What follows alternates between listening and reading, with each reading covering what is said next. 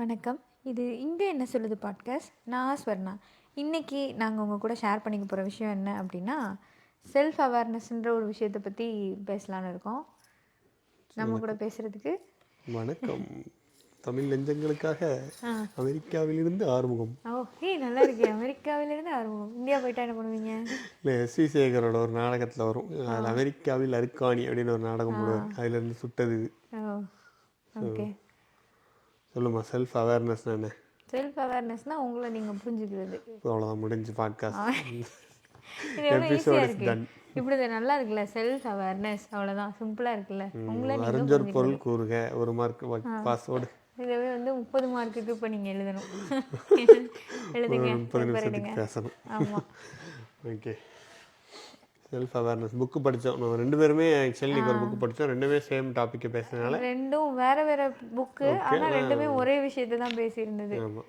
நான் எடுத்த புக்கு வந்து சேஞ்ச், எப்படி சேஞ்சை கொண்டு வரணும், லாங் லாஸ்டிங் சேஞ்ச் அப்படின்ற ஒரு புக்கு. நான் படித்தது வந்து the art of self awareness படித்தேன்.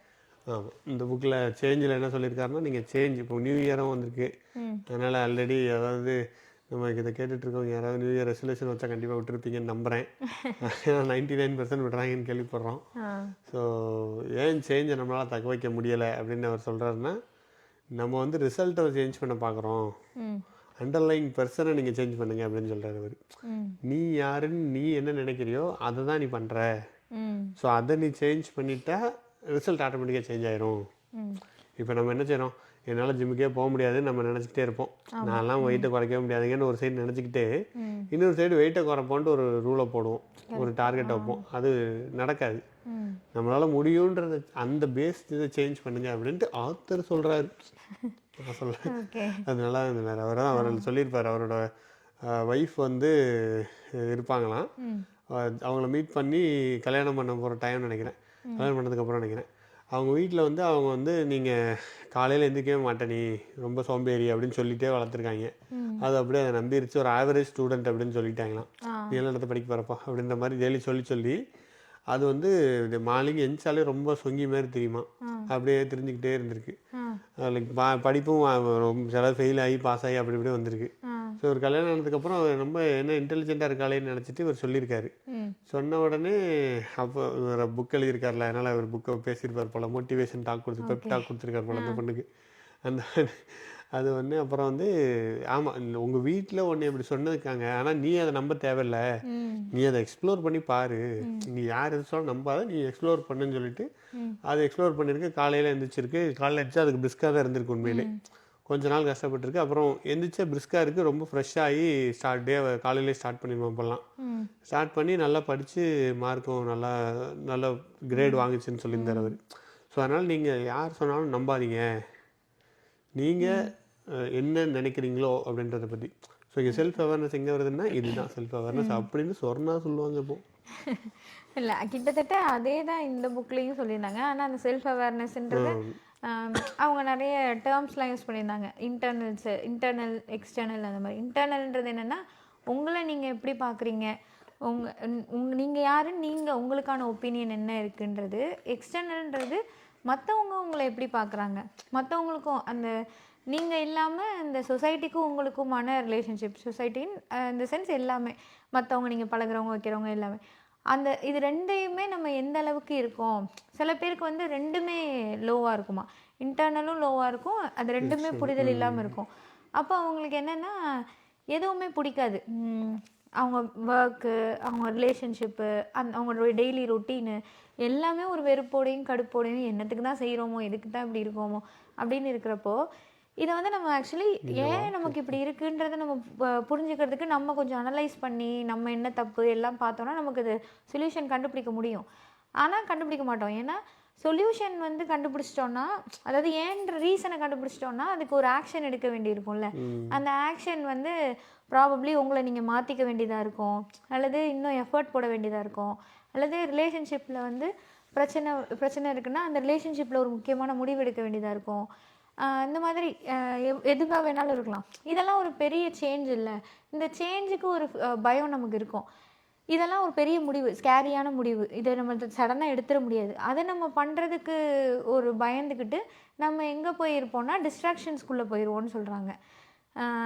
எண்ட்லெஸ்ஸாக கேம் விளையாடிட்டே இருக்கிறது, வெளியே தேடி தேடி போய் சாப்பிட்றது, பிஞ்சி ஈட்டிங், பிஞ்சி வாட்சிங்லாம் சொல்லுவாங்கள்ல, எப்போ பார்த்தாலும் என்னதையா சாப்பிட்டுக்கிட்டே இருக்கிறது, எந்நேரம் பார்த்தாலும் எதையாவது பார்த்துக்கிட்டே இருக்கிறது, அல்லது சோஷியல் மீடியாவில் எண்ட்லெஸ்ஸாக ஒரு லூப் மாதிரி அதுக்குள்ளேயே போயிட்டே இருக்கிறது, அந்த மாதிரி நம்ம உள்ளே போயிடுவோம்.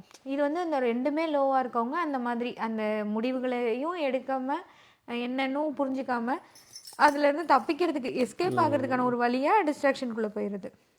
சில பேருக்கு என்னென்னா தன்னோட அதாவது தன்னை பற்றின அந்த இன்டர்னல் இது வந்து கொஞ்சம் அதிகமாக இருக்கும். எனக்கு என்ன தேவை, எனக்கு என்ன வேணும், நான் யாருங்கிற புரிதல் இருக்கும்.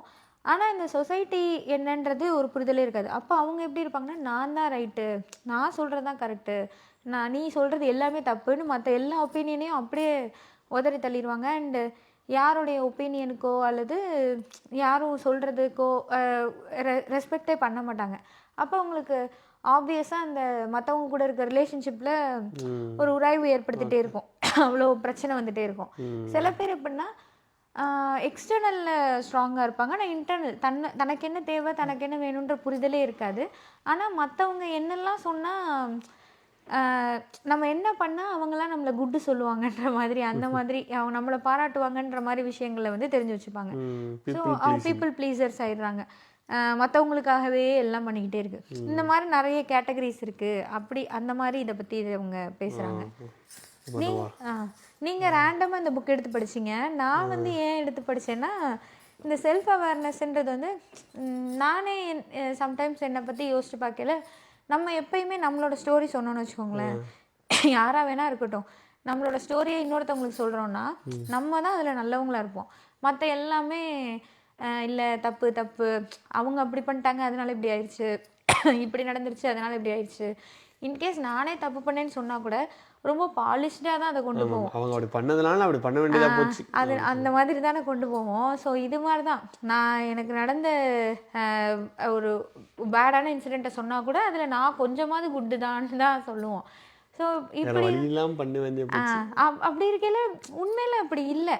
நான் ரொம்ப ரொம்ப ஸ்ட்ராங்காக யோசிச்சு பார்த்தோம், ஒரு ஜென்யூனாக யோசிச்சு பார்த்தோன்னா, நான் நிறைய இடத்துல எங்கேயோ ஜெலசி இருந்திருக்கு, எனக்கு இதெல்லாமே இருந்திருக்கு. ஒரு ஏஜில் இந்த விஷயங்கள்லாம் இருந்திருக்கு, ஜெலசி இருந்திருக்கு, இன்னும் வேறு என்னமோ இருந்திருக்கு, எதோ இருந்திருக்கு. அதுக்காகலாம் நான் நிறைய தப்புலாம் பண்ணியிருக்கேன். ஸோ இந்த டாக்ஸிசிட்டின்றது அவன் டாக்ஸிக்காக இருக்கான் இவன் டாக்ஸிக்காக இருக்கான்றதை விட நம்மளே ஒரு டாக்ஸிக்கான பர்சனாக கூட சம்டைம்ஸ் இருந்திருக்கோம் தான். யாருமே எப்பயுமே அப்படியே இருந்துடவே மாட்டோம். எப்போ பார்த்தாலுமே நான் இப்படி தான், நம்ம ஒருத்தருக்கு ஒழுங்காக இருப்போம், ஒருத்தருக்கு சரியில்லாமல் இருப்போம்.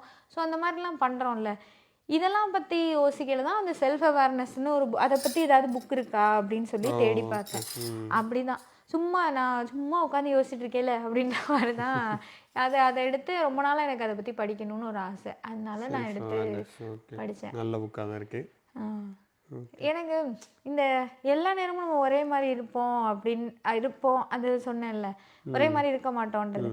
எனக்கு வந்து ஓகே அவுட் ஆஃப் த டாப்பிக்கா, அவுட் ஆஃப் சிலபஸா, அந்த மாதிரி இது இல்லாத ஒன்று தான். அருவி படம் பார்த்துருக்கீங்களா? அதில் ஒருத்தர் வந்து ஒரு உங்கள்கிட்ட சொல்லியிருக்கேன் அந்த சீன் எனக்கு ரொம்ப பிடிக்கும்னு. ஒரு ஆமாம் அந்த டெய்லரிங் ஷாப் அது வச்சுருக்கோம். அந்த இன்டர்வியூலாம் நடக்கிறப்போ அந்த பொண்ணுக்கு வந்து எய்ட்ஸ் இருக்குன்னு சொல்லிடும். எய்ட்ஸ் இருக்குது அப்படின்னோடனே இவர் வந்து அந்த பொண்ணை மிஸ்யூஸ் பண்ணியிருப்பாரு. அந்த சொல்வதெல்லாம் உண்மை மாதிரி ஒரு நிகழ்ச்சியில் கொண்டு வந்து உட்கார வச்சுருப்பாங்க, பேசுவாங்க. சடனாக இவர் என்ன பண்ணுவார்னா, பெரிய இவளா அப்படின்ற மாதிரி அந்த பொண்ணை போட்டு அடின்னு அடித்து மிதித்து அவ்வளோ இது பண்ணுவார். ஒரு முடியாத பொண்ணு, அப்யூஸ்க்கு உண்டாயிருக்க பொண்ணு.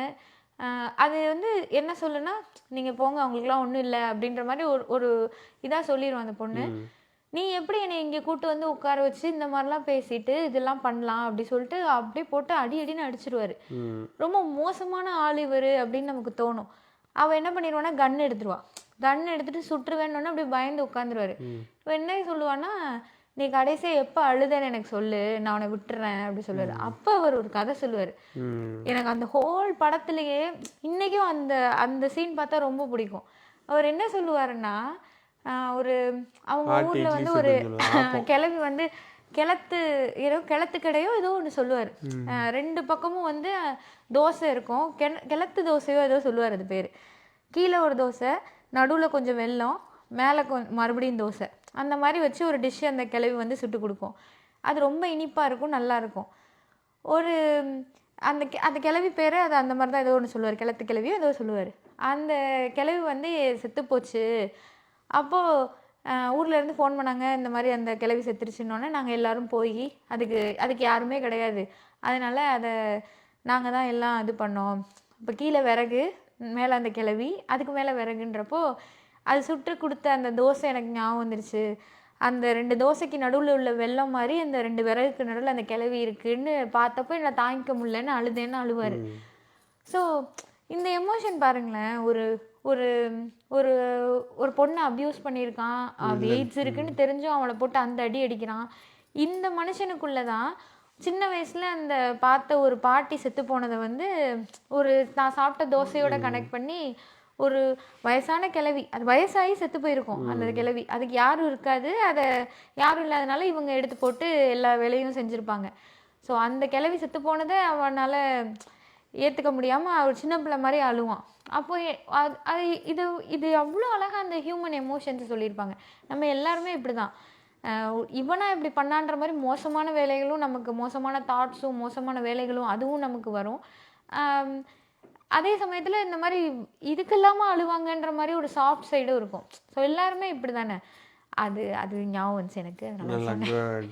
குட் ஜாப்லாம் இல்லை எனக்கு சடனாக ஞாபகம் வந்துச்சு. நல்ல கதையாக சொல்லியிருக்கேன், அதனால சொன்னேன். ஆமாம், கரெக்டு தான். அப்படி தான் வேணும். செல்ஃப் அவேர்னஸ், நம்ம எல்லா விஷயத்துலையுமே செல்ஃப் அவேர்னஸாக இருந்தால் we will be doing better things. But most of the time நம்ம செல்ஃப் அவேர்னஸாக இருக்கிறது இல்லை. கரெக்டு தான். அதாவது என்ன சொல்கிறாங்கன்னா, இந்த புக்கில் என்ன சொல்லியிருந்தாங்கன்னா, நமக்குன்னு ஒரு எக்ஸ்பீரியன்ஸ் இருக்கும்ல, நம்ம எக்ஸ்பீரியன்ஸ் மூலயமா தான் நான் கற்றுக்கிட்டேன்னு நிறைய விஷயம் இருக்கும். அது நிறைய நேரங்களில் உண்மையாகவும் இருக்கும். ஆனால் என்னென்னா, அந்த எக்ஸ்பீரியன்ஸ் மூலயமா நம்ம கற்றுக்கிட்ட விஷயங்களே வந்து அதுதான் உண்மைன்னு நம்ம நம்புகிறோம்ல ஸ்ட்ராங்காக. நான் இதை எக்ஸ்பீரியன்ஸ் பண்ணியிருக்கேன், எனக்கு இதுதான் நடந்துச்சு, அப்போ இதுதான் உண்மை அப்படின்னு நம்ம நம்புகிறோம்ல. அப்படி நம்பிட்டு நம்ம என்ன செய்வோம்னா, மற்றவங்களையும் ஜட்ஜ் பண்ண ஆரம்பிச்சிருவோம். இப்போ நான் வளர்ந்த இதில் நான் சின்ன வயசுலேருந்து பார்த்ததில் வந்து மாடர்ன் ட்ரெஸ்ஸே ஒரு பொண்ணு போடலன்னு வச்சுக்கோங்களேன். இப்போ மாடர்ன் ட்ரெஸ் போடுறது தப்பு அப்படின்னே வளர்ந்துட்டேன்னா, நான் மாடர்ன் ட்ரெஸ் போடுறது தப்பு தான், என்னைய பொறுத்தவரையும் அது தப்பு தான், அதுதாங்க உண்மை அப்படின்னு தானே நான் நம்பிட்டே இருப்பேன். ஸோ இது என்னென்னா, உன்னோட எக்ஸ்பீரியன்ஸையும் உன்னோட எமோஷன்ஸு ஃபீலிங்ஸு இதையும் உன்னையும் நீ தனியாக பிரித்து பார்க்க ஆரம்பித்தோம் அப்படின்னா உங்களுக்கு புரியும். ஓகே, இது என்னுடைய ஒப்பீனியன், இது என்னோட சாய்ஸு. எனக்கு மாடர்ன் ட்ரெஸ் போட வேணான்னு இருக்குன்னா அது என்னோட சாய்ஸு, நான் அந்த சாய்ஸை எடுத்திருக்கேன். பட் போடுறதும் ஓகேன்றது உங்களுக்கு புரியறதுக்கே நீங்கள் உங்கள் எக்ஸ்பீரியன்ஸ் எல்லாம் விட்டுட்டு வந்து பார்த்தா தான் தெரியும் அப்படின்னு சொல்கிறாங்க. நம்ம நிறைய நேரத்தில் பண்ணவே மாட்டோம். நான் என்ன நம்புறேனோ அதையே வச்சுக்கிட்டு அதான் ரைட்டு அப்படி சொல்லியும் நம்ம சொல்லுவோம்ல.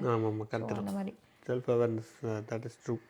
எனக்கான இந்த மாதிரி ஒரு டாபிக் ஒரு ஐடியாவும் இல்லை. இந்த புக்கு படித்ததான் எனக்கு ஞாபகம் இருக்கே ஒழிய மற்றபடி செல்ஃப் அவேர்னஸாக நான் இருந்திருக்கேனா அப்படின்னு பார்த்தா நான் படிக்கல, நம்ம இல்லவே இல்லையே. நான் வந்து அந்த ஒரு லூப்பில் போய் சிக்கிக்குவீங்க அப்படி சொல்லி மேட்ரிக்ஸ் லூப் அந்த மாதிரி நீங்கள் மாநாடு படத்தில் லூப் வருமே, அது மாதிரி தான் நீங்கள். அதாவது உண்மை எனக்கு ஏன் இப்போ பிடிக்கல, எனக்கு ஏன் நான் என்னோட டே இன்னைக்கு பிடிக்கல, எனக்கு செய்கிறதுக்கு ஒன்றுமே இல்லை, இந்த மாதிரி இருக்கிறத நான் இன்கேஸ் நான் இது ஏன்னு நான் கொஞ்சம் அனலைஸ் பண்ணேன்னா இதை மாற்ற வேண்டிய இது வரும். மாற்றுறதுக்கு நான் கொஞ்சம் வேலை பார்க்கணும். அப்போ அந்த வேலை பார்க்க எனக்கு பிடிக்காம எஸ்கேப் ஆகி ஓடிடுறோம்.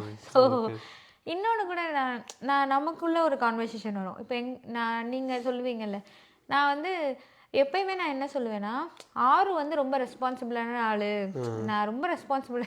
ஒரு நாள் இவங்க என்ன சொல்லிட்டாங்கன்னா, இப்படியே சொல்லி சொல்லி நீ ரெஸ்பான்சிபிலிட்டியே எடுத்துக்க மாட்டேற அப்படின்னு சொல்லிட்டாங்க. அப்போ தான் எனக்கு டக்குன்னு ஆமாம் இல்லை, நான் வந்து நான்லாம் அப்படி இல்லை, அது உங்களை ஒரு புகழ்கிற ஸ்டேட்மெண்ட்டாக நான் அதை யூஸ் பண்ணிக்கிறேன். ஒரு ரெஸ்பான்சிபிளான ஒரு ஆளுன்றப்போ உங்களுக்கும் அது நல்லா இருக்கும். சார் நம்ம ஒய்ஃப் வந்து நம்மளை ரெஸ்பான்சிபிளான ஆளுன்னு நினைக்கிறா, பொறுப்பானவங்க அப்படின்னு நினைக்கிறா அப்படின்னு உங்களுக்கும் அது ஒரு இதுவாக இருக்கும். கொஞ்ச நாள் நான் செல்ஃப் அவேர் ஆகிட்டேன், நம்மளை ஏற்றி விட்டு வேலை வாங்குறாங்க. எனக்கும் வந்து நம்ம ஹஸ்பண்ட் எப்படி இருக்காரு பாரு, அப்படியே அது ஒரு பாராட்டுற ஒரு இதுவாக இருக்குது. இதில் என்னென்னா, நான் எங்கேருந்து எஸ்கேப் ஆகுறேன்னா என்னுடைய பொறுப்புகள்லேருந்து நான் எஸ்கேப் ஆயிடலாம். இதில் நீ ரெஸ்பான்சிபிள், நான்லாம் அதெல்லாம் அப்படி இல்லைப்பா அப்படி சொல்லிட்டு நான் எஸ்கேப் ஆயிடலாம். ஸோ இதெல்லாம் நம்ம தெரிஞ்சு பண்ணுற விஷயங்கள் கிடையாது, உண்மையில நம்ம தெரியாமல் பண்ணிட்டு இருக்கோம். இதெல்லாம் தான் அந்த செல்ஃப் அவேர்னஸ் சொல்கிறாங்க. எனக்கு அதெல்லாம் தான் ஞாபகம் வந்துச்சு இந்த புக்கு படிக்கல. நம்மளும் இந்த வேலையெல்லாம் பார்த்துருக்கோமே, லைக் இது வந்து நான் கான்ஷியஸாக பண்ணல. இப்போ நீங்கள் என்னை வந்து டக்குன்னு சொல்லல, என்ன நம்ம இவங்களை பாராட்டி சொல்லிட்டு இருக்கோம், நம்மளை போய் இப்படி சொல்லிட்டாங்களே அப்படி சொல்லி எனக்கு ஃபீலிங்காக தான் இருந்தது. ஆனால் உண்மை அதுதான். இது இது இது ஒரு சின்ன விஷயம் என்னன்னா, பால் ஆற்றி குடிக்கிறது. நான் எந்த காலத்துலேயும் நான் பூஸ்ட் போட்டு இல்லை எனக்கு காஃபி டீ போட்டோ நான் குடிக்க மாட்டேன். நீங்கள் தான் போட்டு கொடுத்துருக்கீங்க. அப்போ நான் என்ன சொல்லுவேன்னா, அவங்க தான் போட்டு கொடுப்பாங்க, இப்படி தான் சொல்லிட்டு நான் அதுலேருந்து எஸ்கேப் ஆகி ஓடிடுவேன். ஸோ அந்த மாதிரி. ஆமாம் ஆமாம், அது பேசினா பெருங்கதையாக போய்கிட்டு இருக்கோம். அதை பற்றி பேச வேண்டாமா? 90s கிட்ஸ் கணவர்கள்லாம் மாறிட்டாங்க, இப்போ என்ன பண்ணுறது? அதனால் இப்போ வேலைகள் வந்து அப்படி வந்துச்சு. That's okay, fine. நீங்கள் தான் சொல்லுங்கள், நீங்கள் கொஞ்சம் லைட்டர் நோட்டில் பேசுவீங்க, நான் படித்ததை ஃபுல்லாக ஒப்பிச்சுட்டே உட்காந்துருப்பேன்.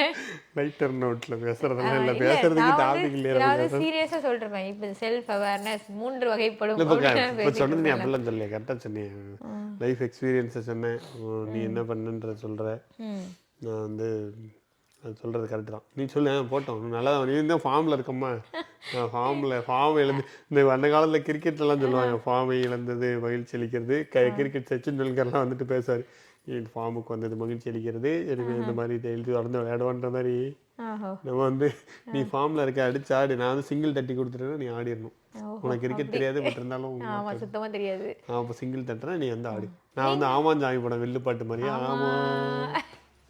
இல்ல நீங்க ஒரு கதை சொன்னீங்கல்ல, ஒரு விமன் இருந்தாங்க, அதே தான் இதுலயும் சொல்லியிருந்தாங்க. இப்போ வந்து நம்மளுக்கு யாராவது ஒருத்தவங்க ஏதாவது சொல்றாங்கன்னு வச்சுக்கோங்களேன், சின்ன வயசுல இருந்து சொல்றாங்க, இப்போ எனக்கு சமைக்க தெரியாது அப்படின்னு நீங்களே என்னை சொல்றீங்கன்னு வச்சுக்கோங்க, கல்யாணம் ஆயிடுச்சு எனக்கு சமைக்க தெரியாதுன்னு நீங்க சொல்றீங்கன்னா, நீ சமைக்கிறது நல்லா இல்லை அப்படின்னு ஆறு சொன்னாங்க, நான் சமைக்கிறது நல்லா இல்லைன்னு ஆறு சொல்றாங்க அப்படின்னு என் மைண்ட்ல போய் உட்காராது.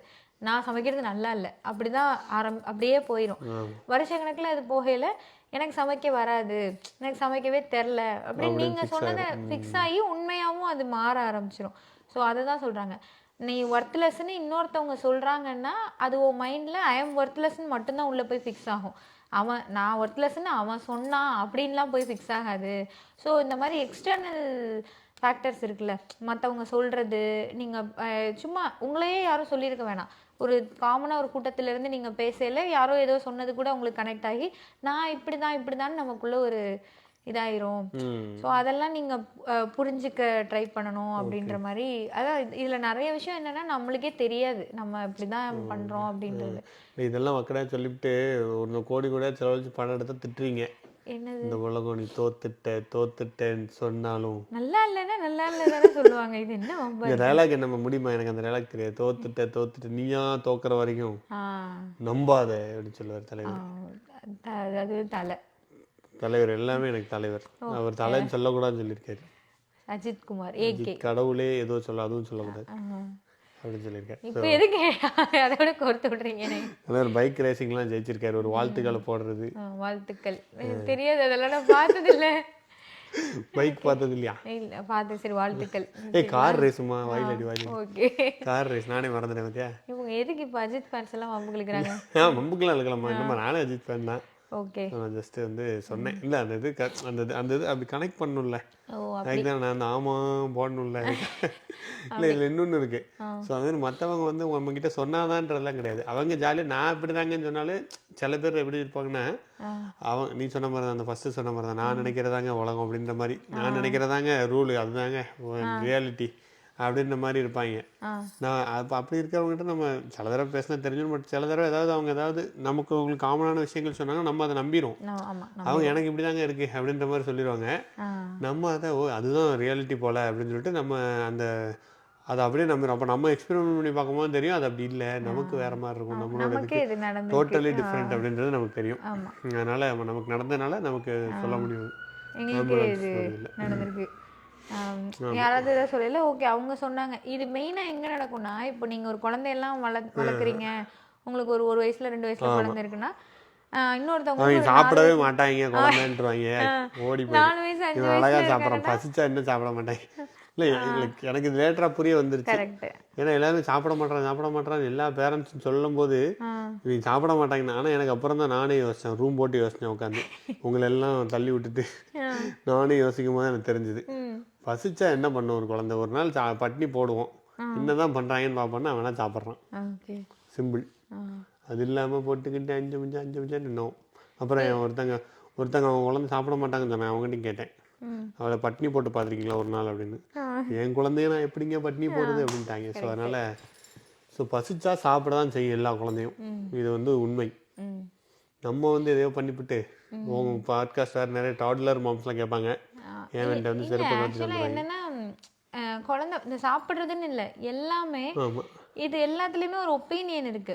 இது மெஜாரிட்டி உண்மையாகவும் கருதப்படுது. நம்ம அதை நம்ம ஏன் சேலஞ்ச் பண்ணணும், நம்ம அதை போராடுங்கள். இல்லை நான் என்ன கல்யாணின் வெற்றி போராட்டம். ஐயோ போராடு சும்மா என்னன்னா நம்மளும் அதை மைண்ட்ல இப்போ குழந்தைனாலே சாப்பிடாது ஒழுங்கா அப்படின்னு நம்ம மைண்ட்ல ஏத்திட்டு வளர்க்க ஆரம்பிக்கிறோம்னு வச்சுக்கோங்க, அதுதான் நடக்கும். அதான் ஃபேக்டாவே மாறும். இல்லை நான் சொல்றதுக்கு எல்லாம் இதில் என்ன லிஸ்ட்ல உனக்கு மைண்ட்ல இருக்குன்னு சொல்லி பார்ப்போம். குழந்தை வளர்க்குறது கஷ்டம்தான். அது இல்லை இப்படி நினைக்கிறியா? கஷ்டம்தான். குழந்தை ஒரு 2 வயசு வரைக்கும் ரொம்ப வளர்க்குறது கஷ்டம், அதுக்கப்புறம் இன்னும் கஷ்டம், டீனேஜ் ஆனதுக்கப்புறம் ரொம்ப ரொம்ப கஷ்டம். அது எப்படி எனக்கு தெரியும்? இல்லை எல்லாரும் அப்படி சொல்கிறாங்க. வேற என்ன, வேற குழந்தை வந்ததுக்கப்புறம் நம்ம லைஃப்பை பார்க்கக்கூடாது, பார்க்க முடியாது. ஆமாம், இவங்களை நம்ம சொல்லி கொடுத்துக்கிட்டே இருக்கணும், கிளாஸ் நிறைய போடணும், இல்லைன்னா ரொம்ப கஷ்டம் இந்தியா போய். ஆமாம், அப்புறம் ஃபார் எக்ஸாம்பிளுக்கே இத்தனை வந்துருச்சு நமக்கு. ஸோ இதெல்லாமே எப்படி ஒப்பீனியன், எங்கேருந்து உனக்கு உன் மண்டையில் சேர்ந்த குப்பைகள்.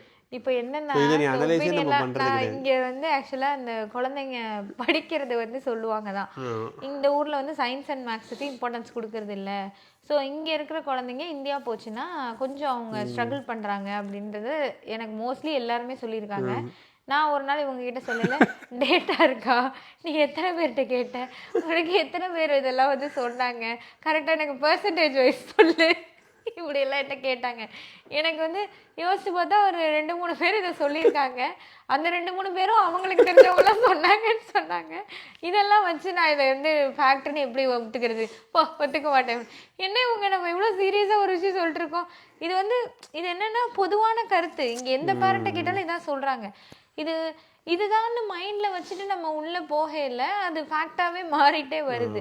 ஸோ அந்த மாதிரி தான் இது குழந்தை வளர்க்குறதுல எல்லாம் இந்த மாதிரி ஜட்ஜ்மெண்ட் நிறைய இருக்கு நமக்கு. அந்த குழந்தைய நம்ம அந்த ஜட்ஜ்மெண்ட்டை குழந்தைக்கு நம்ம பாஸ் பண்றோம் இன்டைரக்டா. அது ரொம்ப தப்புன்றதை நான் செல்ஃப் அவேர்னஸ் பண்ணி இப்படி டாபிக்ல இருக்கும் பத்தியா, செல்ஃப் அவேர்னஸ் பண்ணி இப்போ இதுக்கு ட்ரை பண்ணுறேன், இதுலேருந்து விலகி இருக்க ட்ரை பண்ணுறேன். ஸோ அப்படி இருக்கும். இன்னொன்று இருக்குது பாரு, சரி இப்போ இது எப்படி இருக்குன்னா, அன்னைக்கு உன்ட்ட சொன்ன கணக்கு தான். இப்போ யூஎஸ்ல இருக்கு, யூஎஸ்ல ஒரு சர்வே எடுக்கிறோம். நம்ம ஒரு சர்வே எடுக்கிறதுல என்னன்னா, என்னம்மா அன்னைக்கு என்ன சொன்னேன், என்ன சர்வே ஒருத்தவங்க என்கிட்ட கேட்குறாங்க, இந்தியாவில் எந்த ஊர்ல இருந்து வரீங்கன்னு சர்வே எடுக்கிறாங்க. நீ இந்தியான்னு சொல்லிடுற, ஓகே இந்தியான்னு போயிடுறாங்க. ஒன்றை மட்டும் தான் சர்வே எடுத்திருக்காங்க. இப்போ போயிட்டு அந்த சர்வே ரிசல்ட்டை பப்ளிஷ் பண்ணுறாங்க. டேலஸில் டெக்ஸஸில் இந்த இடத்துல லைக் 100% பேர் இந்தியாவில தான் இருக்காங்கன்னு போட்டுறாங்க. கரெக்டு தான், சர்வே தப்பு கிடையாது, ஒரு ஆள் 100%. ஸோ நீ என்னெல்லாம் சொன்னே எல்லாமே 100% போட்டுற முடியும் அவங்களால. இது கரெக்டா ரியாலிட்டி? அது கிடையாது, இட்ஸ் நாட் ரியல். ஸோ சாம்பிளும் இந்த மாதிரி தான் மிஸ்லீடிங்காக போகும். எங்கே சாம்பிள் எடுக்கிறோம், டிஸ்ட்ரிபியூட்டர் சாம்பிளிங் கரெக்டாக எடுக்கணும், இல்லைன்னா பிரச்சனை வந்துடும். ஸோ ரொம்ப டெக்னிக்கலாக போகிறோம்னு நினைக்கிறேன். So but you cut the point. Correct, அவ்வளோதான். ஈவன் தோ இந்த மாதிரி சர்வேலாம் இப்போ ஒருத்தர்கிட்ட எடுக்கிறதுன்னு நம்ம சொல்கிறோம் ஒரு டைரெக்டாக, நிறைய பேர்கிட்ட எடுத்தது கூட மிஸ்லீடிங்காக போகிறதுக்கு வாய்ப்பு இருக்குன்றது இருக்குது தானே. ஏன்னா யார்கிட்ட கேட்டாங்க, அந்த இதெல்லாம் ஒன்று இருக்குது, எந்த ஏரியாவில் இருக்க மக்கள்கிட்ட கேட்டாங்க, இதெல்லாம் சொல்கிறாங்க. ஸோ இதுவே இவ்வளோ இருக்கு. இதெல்லாம் எங்கே பொய்யில் வரும்னா மார்க்கெட்டிங்கில் அந்த இதில் எல்லா பேஸில் பார்த்தாலுமே டாக்டர் நம்பர் 1 டாக்டரால் பரிந்துரைக்கப்படும் பேஸ், எப்படி எத்தனை நம்பர் 1 இருக்கும் உலகத்தில், அந்த டேட்டாவை எடுத்து போய் பார்த்தேன். ஒரு பார்த்தேன் ஆக்சுவலி என்ன எடுத்துக்காங்க பார்த்தா, அவங்க என்ன சொல்கிறாங்கன்னா ஒரு சர்வே சொல்கிறாங்க, இந்த ரிசல்ட் இந்த இதை வச்சு எடுத்து வர்றாங்க. அதை எடுத்து பார்த்தா இவங்க கம்பெனியை ஸ்பான்சர் பண்ணி எடுத்துருப்பாங்க. நான் சொன்ன மாதிரி தான், அந்த ஒன்ட்ட கேட்டுவிட்டு இந்தியான்னு எழுதிடுவாங்க. உண்மைதான் அது, ஆனால் அது எப்படி உண்மை கிடையாது, இட்ஸ் டீவியேட்டிங். இப்படி போடணுன்றதுக்காகவே காசு செலவு பண்ணி ஒரு சர்வே எடுத்துக்கிட்டு அந்த மாதிரி பண்ணுறதுக்கு வாய்ப்பு இருக்குது. ஸோ அதான் டேட்டா கேன் பி மிஸ்லீடிங். இதேதான் உங்களை பத்தி நீங்க வச்சிருக்க டேட்டாவும் இப்படிதான். இல்லை இதில் இன்னும் இது டேட்டா அனாலிட்டிக்ஸுக்கு போயிட்டு இருக்கு செல்ஃப் அவேர்னஸ்ன்ட்டு. பட் இருந்தாலும் பரவாயில்ல, ஒரு இன்ட்ரெஸ்டிங்கான டாபிக் தான், கேளுங்க. இது வந்து எப்படின்னா இந்தியாவில் வந்து இந்த அரசியல் இதெல்லாம் வரும்ல, ரிசல்ட் வர நாள் அன்னைக்கு சன் டிவி சப்போஸ் டிஎம்கே தோத்துருச்சுன்னா சன் டிவியில் பாட்டை போட்டு போயிடுவான். லைக் அந்த மாதிரி ஏதோ சம்திங் லைக் தான் நடந்துட்டு இருந்துச்சு. இப்போ ரீசெண்டாக தான் பார்த்தேன் என்ன நடந்துச்சுன்னா, ஏதோ ஒரு டிவியில் போட்டா ஐ திங்க் ஏதோ பிஜேபியோ நான் தமிழர் ஏதோ சம் கட்சி இத்தனை இடத்துல 2வது இடத்துல இருக்காங்க அப்படின்னு சொல்லிக்கிட்டே இருக்காங்க. யார் ஃபர்ஸ்ட் இடம் சொல்லவே இல்லை. இத்தனை இடத்துல 2வது இடத்துல நான் தமிழர் இருக்காங்களா பிஜேபி இருக்காங்களா அப்படின்னு சொல்லிக்கிட்டே இருக்காங்க. அப்படி ஒரு சூப்பரா ஸ்பின் பாலை போட்டு அவங்க மட்டும் ஜாலியாக ஓட்டிக்கிட்டு இருக்காங்க. இத்தனை இடத்துல 2வது இருக்காங்க, 3வது டிஎம்கே ஜெயிக்குதா. ஏடிஎம்கேல வந்து ஒரு நிறைய தொகுதி எண்ணிருப்பாங்க. அது வந்து லீடிங்கா போயிட்டு இருக்கும். இத்தனை தொகுதியில இத்தனை லீடிங்கா டிஎம்கே போயிட்டு இருக்குன்னா ஏடிஎம்கே வந்து அவன் ஜெயிச்ச தொகுதி அதை மட்டும் வச்சு இத்தனை தொகுதியில நான் அதையே போட்டுக்கிட்டே இருப்பாங்க. அந்த மாதிரிலாம் தான் இது நம்மளை பத்தி நம்ம வச்சிருக்க அனாலிசிஸ்லயும் நிறைய குளறுபடிகள் குழப்பங்கள் இருக்கும் அப்படின்றது. எக்ஸாக்ட்லி. எப்படி கனெக்ட் பண்றோம் பாத்தீங்களா பாயிண்ட, அங்க நிக்கிறோம். வேற என்ன பண்றது, இதுதான் டாபிக்னு வச்சிருக்கோம். இல்ல இது உண்மைதான். உங்களை பத்தி நீங்க இப்போ இந்த பாட்காஸ்ட் கேட்டிருக்கும் போது அப்படியே பாஸ் பண்ணிட்டு யோசிச்சு பாருங்க. ஏன்னா எங்களுக்கு பாயிண்ட் இல்ல அப்படிலாம் இல்லை, சும்மா ஒரு காமெடி போட்டோம்மா. ஒரு இன்னொரு ஒரு சின்ன ஒரு ஸ்டோரி மாதிரி ஒன்று எழுதியிருந்தாங்க. அதாவது என்ன, ஒருத்தருக்கு வந்து படிக்கிறது ரொம்ப பிடிக்கும். நான் வந்து படிச்சுட்டே இருப்பேங்க, நான் இப்படிதான், நான் நல்லா படிப்பேன், நிறைய படிப்பேன் அப்படின்ற மாதிரி டிகிரி முடிக்கிறாங்க, அடுத்த ஒரு மாஸ்டர்ஸ் படிக்கிறாங்க, அடுத்த பிஹெச்டி படிக்கிறாங்க, அப்படியே படிச்சுட்டே இருக்காங்க. ஸோ இதை வந்து நம்ம சரி சோத்துக்கு என்ன பண்ணுவீங்க அப்படிங்க இல்லை வெளில இருந்து பார்க்குறவங்களுக்கு எப்படி தெரியும்னா, படிப்பாளியா இருப்பான் போலப்பா, போய் தப்பு சொல்லுவாங்களா, யாருமே சொல்ல மாட்டோம், ஜட்ஜ் பண்ண மாட்டோம். அப்போது படிக்கிறாங்க பரவாயில்ல, அவங்க நல்லா படிச்சுட்டே இருக்காங்க, சார் சூப்பருங்க, நீங்கள் நல்லா இப்படி தான் இப்படி படிக்கிறீங்களோ அப்படி சுற்றி இருக்கவங்களும் சொல்ல ஆரம்பிப்போம். அவங்களுக்கும் என்ன ஃபீல் ஆகும்னா, நான் வந்து எல்லாரோட சுப்பீரியர், நான் எவ்வளோ படிச்சிருக்கேன் தெரியுமா, உங்களை மாதிரிலாம் இல்லை, நான் படிப்பேன், எனக்கு இந்த மூவி அது இதெல்லாம் இல்லை, நான் படிப்பேன் அப்படின்னு ஒன்று இருக்கும். பட் நல்லா அனலைஸ் பண்ணி பார்க்குறப்போ என்னென்னா, அவங்களுக்கு வந்து வேறு எந்த ரெஸ்பான்சிபிலிட்டியும் எடுக்கிறதுக்கு ஒரு பயம். வேலை இருக்கிற வேலையில் ஒரு குறைஞ்சபட்ச சம்பளத்தில் இருக்கிறதே ஓகே, அந்த ஒரு ஜாபுக்கு போகிறதோ, ஒரு ரிலேஷன்ஷிப்பில் கமிட் ஆகிறதோ, லைஃப்பில் வந்து நம்ம ஓரளவுக்கு படிச்சுட்டு நம்ம அடுத்த ஸ்டேஜுக்கு போவோம்ல, ஒரு ஜாபு, ரிலேஷன்ஷிப்பு, கல்யாணம், குழந்தை, இந்த கமிட்மெண்ட் எல்லாத்துக்குமே அவங்களுக்கு பயம். ஸோ அதனால இவங்க என்ன செஞ்சுட்டாங்க, படிப்பையே பிடிச்சிட்டு நான் இதாங்க எனக்கு இப்படிதான் இப்படின்னு ஒரு இதில் போயிட்டாங்க. இந்த மாதிரி நீங்கள் ரொம்ப பாசிட்டிவான ஒரு விஷயம் பண்ணுறது கூட உங்களுக்கு ஏதோ ஒரு பயத்துலேருந்து ஏதோ ஒரு விஷயத்துலேருந்து எஸ்கேப் ஆகிறதுக்காக கூட நம்ம பண்ணிட்டு இருக்கலாம்.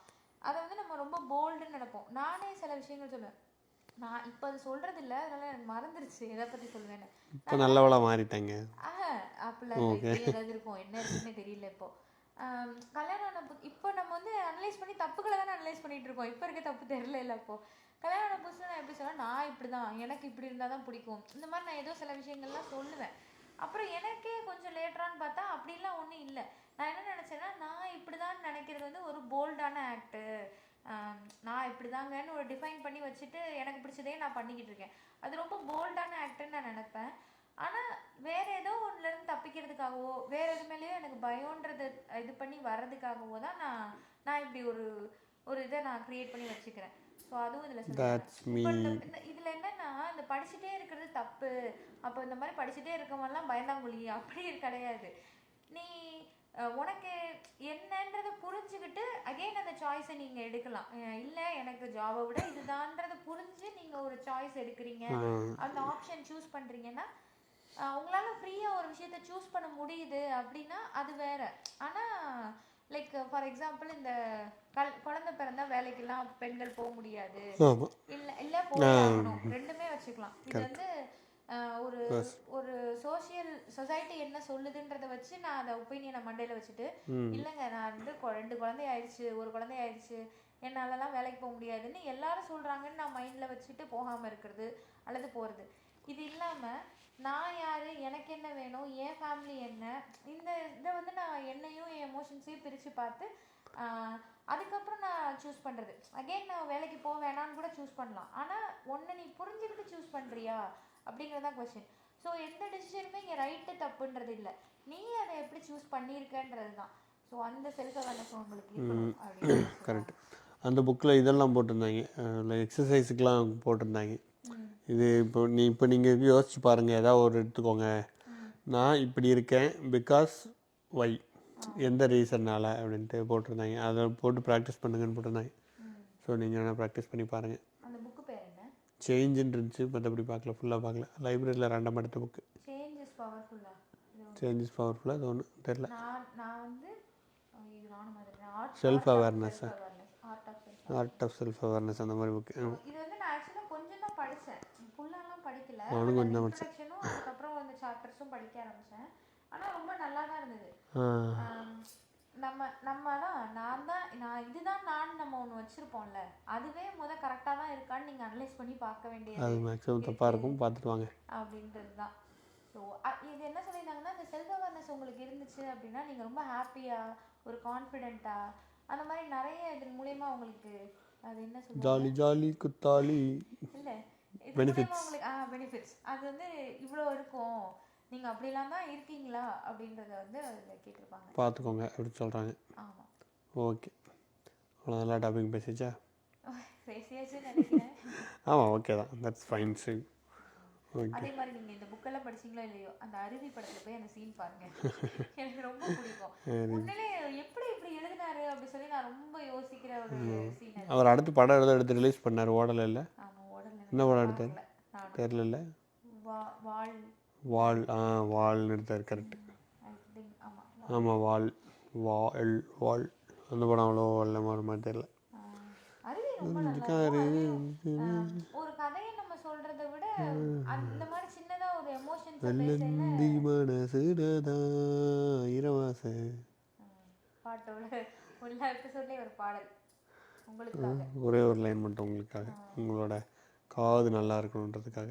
இந்த மாதிரி புக்ஸ் படிக்கிற மாதிரி எனக்கு இந்த மாதிரி சில படங்கள்ல சில சீன்ஸ் பார்க்கலையும் தோணும், யோசிக்க தோணும். அதெல்லாம் எடுத்து வைமா, அடுத்த எபிசோடு போடுவோம்.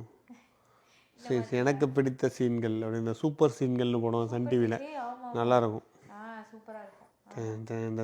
அதில் ஒரு சீன் வந்து ரமணாவில் போடுவோம். ரமணாவில் வந்து அவர் பாட்டி, செத்த பாட்டியை வச்சு செத்து போயிட்டு ஒருத்தர், அவரை வச்சு வைத்தியம் பார்த்துட்டு இருப்பாங்க. அந்த சீன்லாம் சூப்பர் சீன்ஸில் போடுவோம். சன் டிவியில் இருக்க படத்தில் ஃபுல்லாக எடுத்து நல்ல நல்ல சீன்ஸ் எல்லாம் எடுத்து சூப்பர் சீன்ஸ் அப்படின்னு போடுவோம். இப்போ தான் யூடியூப்லேயே பார்த்துக்கலாம், அதுவாக வரும். இன்டர்வல் முடிஞ்சதுக்கப்புறம் வேறு படம் போக முடியும், இல்லை ஒரு படத்துலேருந்து சூப்பர் சீன்ஸாக போடுவான். படம் ஃபுல்லாக போட மாட்டான், இல்லை சீன்ஸ் மட்டும் கட் பண்ணி அரை மணி நேரத்துக்கு போடுவான்.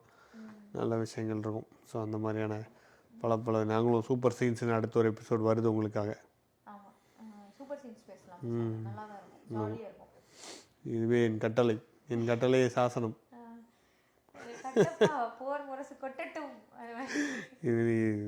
இது முடிந்தோடனே வசனத்தையும் நம்ம பேசலாம், சூப்பர் வசனங்கள் அப்படின்னு பேசலாம். இல்லை ஆக்சுவலாக அந்த படம் இருக்குல்ல, நான் ரொம்ப எனக்கு ஆச்சரியமான விஷயம் என்னன்னா, பாகுபலி 1 நான் தியேட்டரில் பார்க்கல, யாரோ சொன்னாங்க நல்லா செல்ஃப் அவேர்னஸ். என் ரூமில் தான் இப்போ ஒர்க் பண்ணிட்டு பிஜியில் இருக்கப்போ ரூமில் இருந்த ஒரு பொண்ணு தான் சொல்லிச்சு, என்ன படம் முடிஞ்சு அவள் என்ன நினச்சிட்டான்னா, இந்த மாதிரி படமே வந்தது இல்லைல்ல, ஒரு முடிஞ்சிருச்சு அப்புறம் இன்னொன்று படம் வரும் அப்படின்னு எந்த படமே நம்ம அதுவரை பார்த்ததில்லை, அதனால என்ன கிளைமேக்ஸ் இப்படி எடுத்திருக்காங்கன்னு என்கிட்ட சொல்லிடுச்சு.